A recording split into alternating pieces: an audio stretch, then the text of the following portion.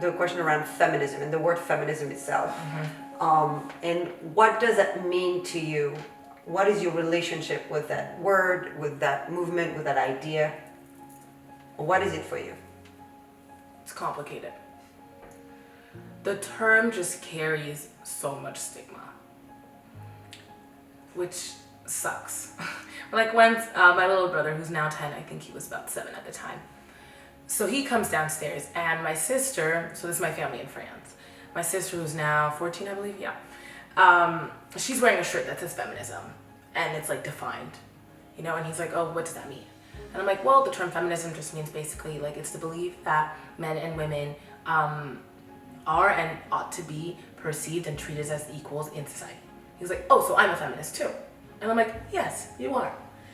If we take the term for what it actually means, like epistemologically, like if you take it apart, why is it femme? Because it's the gender that's been oppressed. So we're gonna put it as a suffix. You know, but it just means all of us together, let's figure out how we can coexist well and for everyone to be treated well. Now, you decompose it and what it's been used to say, like the angry feminist, the man-hating, blah, blah, blah, blah, blah. I'm gonna call myself a feminist because yes, I don't have any other words. But we can also just be like, I'm a humanist. You know, humans are humans and we should all be treated as such. Et voilà. It's upsetting that the word has been twisted. And that's why I love that, you know, we use womanity. I'm a womanityist. We still but yeah, it still says woman, but since it's new, all those tags hasn't been put on yet. We can tag it. You know, if you say I'm a womanist or whatever, it's like, oh no, but this means like you have man in there, so it means this. It's not like feminism. Here's a new word. And now it can evolve on its own. That's the thing, because words have, like feminism has been alive for how long? And how many tags does it have on it now? See, it's like a chain, like a boulet, tu sais? Yeah. It carries around all that stuff. We need a new word. Yeah.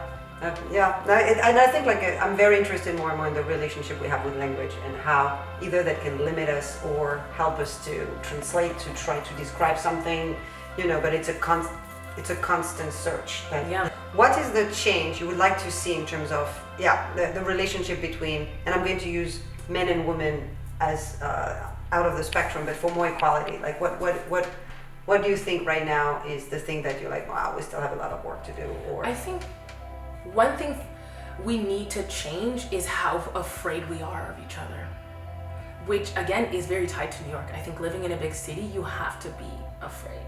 Because I don't know you. Are you gonna mug me? Are you gonna try and kidnap my child? Who are you? But how about, oh, I don't know you, but could I? I think that if we changed our mentality of like, just because I feel a lot of fear with humans, and with the pandemic, again, there was a lot of fear, like, oh no, you might be sick. Oh no. And if we kind of, if we let go of that fear, we can engage in more meaningful conversations that actually go somewhere. Because I think the real issue between men and women and why it's so like complex and confusing and stuck is because we don't know how to actually talk about it fully. We don't know how. Women are here and men are there. And then we try, but we're missing something. And maybe it's something else, but I think that the fear is a big part of it.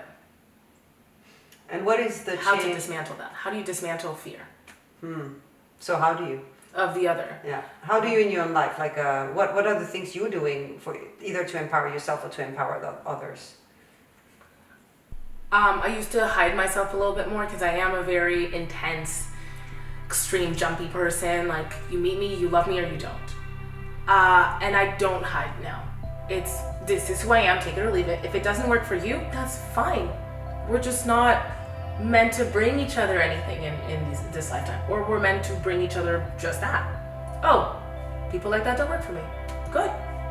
Glad I could help you figure that out. Glad you could help me figure that out. But I'm not afraid of how I'm gonna be perceived. Because I think that being afraid, you lose. You miss out on a bunch of things that you should have actually had. if you just live yourself to the fullest, and really it's so cheesy or whatever, but like for real, let go of those, don't let go of inhibitions, but let go of the fear of meeting someone and not being liked. There shouldn't be any fear there. Because if you are not liked by that person, or you don't like that person, it's just not meant to be. I empower people by being brutally honest. It's something I'm very proud of. Again, super French. And I tell everyone like, oh yeah, I'm French, I'm honest. If I don't like you, you'll know. Because for some reason, people think sometimes that I'm mad at them. They're like, oh, I feel so mad. I'm like, listen, if I'm mad, you will know. I am brutally honest. I don't have time to waste, and I share that philosophy because I think it helps me be happy. It helps me be a better me. And that relates to empowering me because you can convince yourself of your bad qualities, right? Mm-hmm. And you convince yourself that I can't get out of that. I'm the person who can't get out of bed. I'm the person who can't be productive. I'm lazy, I'm this. No, what do you want to be? Mm. And finding ways to manage my head and my emotions allows me to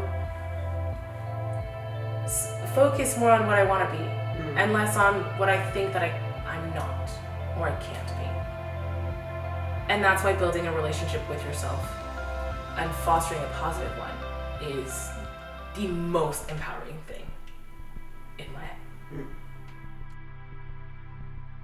We're like a month away from the election. How do you feel about this election? Because now you're 21. So first, can you vote? I can't vote because I am not a citizen.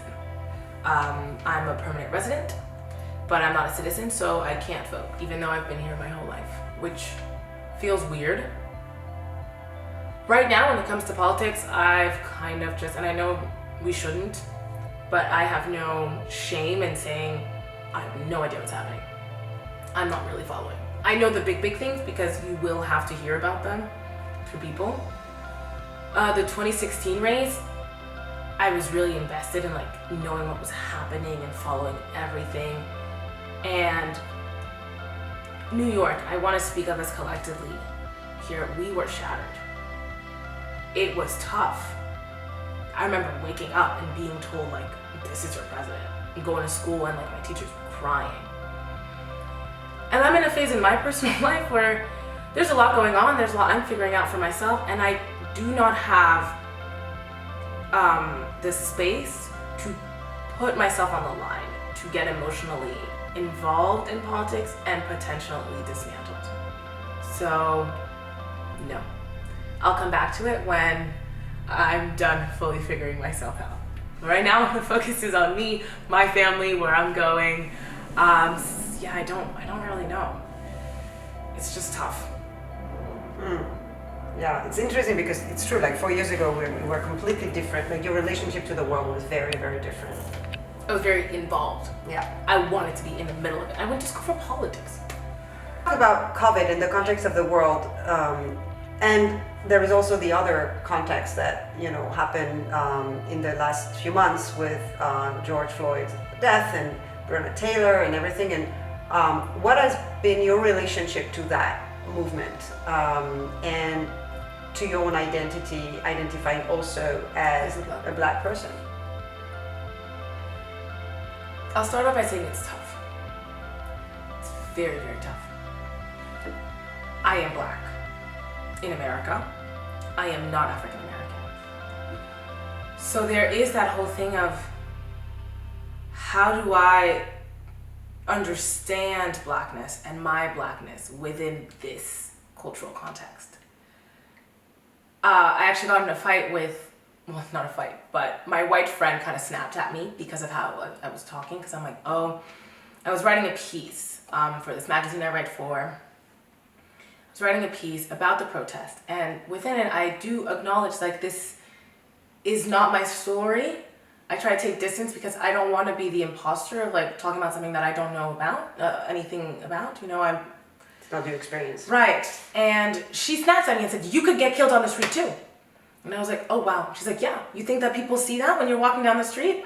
They don't care. You could get shot down too. And she was upset that I didn't see it. that I was trying to be like, oh, it's not my story, and not in like a, oh, I'm not like that. It's like, oh, I can't take that from them. She's like, but it's you too. Your life is at risk here too. And I was like, okay, well that changes a lot. Now I'm like, oh right, okay, I could get killed too. Oof, that's less fun. So there's that, which is confusing because who am I? I'm black, I'm not African American. What does that mean? Blah blah blah. And then there's also, I'm not an activist. I'm aware. I don't feel shame, but it is a thing that I'm aware that I could be shamed for. Things that I'm not going to call myself an activist if I'm not an activist. The person I was talking about earlier is white, and they are hardcore activists. You know, they go to all the protests. They have all the snacks for everybody, and they take care of everyone. They know everything that's happening. They created a magazine with someone else that has to do with that, and like talking about all these issues, hardcore into all of that. That's an activist. I'm not an activist. I care. And I'm happy to be able to say I'm not an activist because I think that my way of helping is not that. I write. And when I wrote the protest piece, I wrote about, yeah, okay, so it was horrible. The country blew up. I choose to see the happy. I went to protests, and I didn't go to any of like the violent protests. I kind of waited because of the kids at home, my baby sisters. So if I end up in jail, he has to come bail me out, but then who's at home with the kids? Too dangerous. But I did go to protests, and what I felt was community. And that's what I chose to write about in the piece that I wrote on the protests. When we're marching through the streets, unified. We're chanting, we are chanting. There is no I there. And it's talking about it, I get chills. It's so beautiful. And that's what I choose to focus on. And that's why I'm not an activist in the pure sense. I write about the light that comes out of the horror. Do you feel silent, or do you feel like you're not participating? In the way that, like in the mainstream way of participating, yes. I feel active within myself because I talk about it a lot with the kids, for example, my sisters. That's a big thing. I make it a point. We need to discuss these things, especially since I'm the only black person in my house. Yeah. There's a lot to discuss there. So I'm big on daring conversations, just like you. I'm big on talking to people who have different opinions to understand more. But yes, I'm not gonna an activist in the sense of what I think everybody thinks an activist is. If there is something you'd like to say to your two sisters, the two young girls, one is... Yeah, so one is 4 and the other is 12. What I want to say to them. You got this. Yeah, you got this, and don't hide, don't fear, and communicate. That's my whole thing. Just talk. I am here. What? Talk. Yeah, don't hide, don't fear, and communicate. That's what I would say though. Thank you so much, Iman. That was Thank great. you. Yeah, really. Bah ouais. Womanity and Anonymity. Anonymous Project, ça. No. Ah, parce que c'est là. You see it? It's okay. We don't need to... Where's the person that goes in? It's like...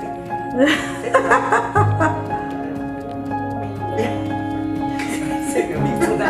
Avec la manche, ça.